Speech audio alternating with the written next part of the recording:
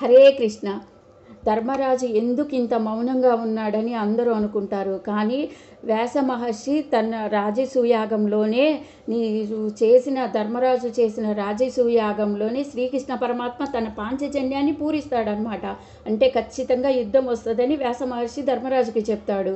చెప్పిన తర్వాత ఇంకా ఈ యుద్ధాన్ని ఎలాగైనా ఆపుదామని అక్కడ జూదంలో కూడా ఆయన చాలా ఓర్పు సహనంగా ఉంటాడనమాట. కానీ వాళ్ళ దుర్మార్గతనానికి ఆ యుద్ధం ఆగినట్టు లేదని అర్థమైపోయింది.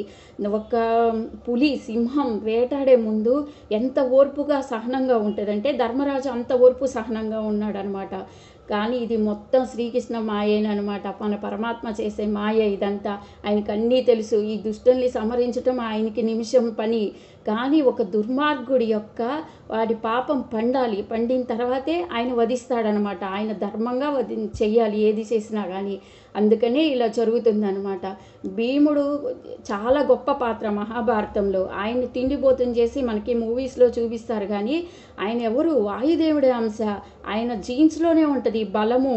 ఆయన బాగా బలశాలి అనమాట. అంతేగాని ఆయన తిండిపోతు కాదు.